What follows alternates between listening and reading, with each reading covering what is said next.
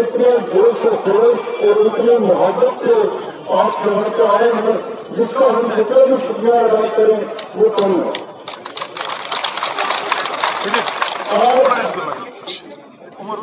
तो इलेक्शन जो है उसमें सबसे बड़ा मसला जो है वो ये है कि जो 5 अगस्त 2019 का फैसला हुआ वो जम्मू कश्मीर और लद्दाख के लोगों ने कबूल नहीं किया।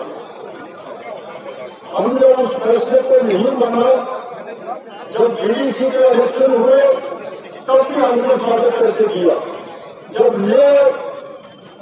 कर्नल गवर्नमेंट पोस्टों के इलेक्शन हुए, कांग्रेस और एनसी ने वहां पर जीता, बीजेपी को सिर्फ 2 सीटें मिली। लेकिन इस साल सर्दियों में भी एजुकेशन नहीं। इंशाअल्लाह लेक की सीट की कांग्रेस जीतेगी, जम्मू की 2 सीटें कांग्रेस जीतेगी और कश्मीर की 3 सीटें हमने जीती हुई है।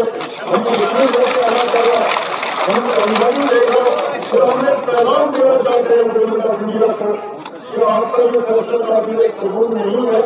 आप इस फैसले को रिवर्स कीजिए, इस फैसले को बदलिए, वरना यहाँ के हालात मामूल के नहीं आएंगे। यहाँ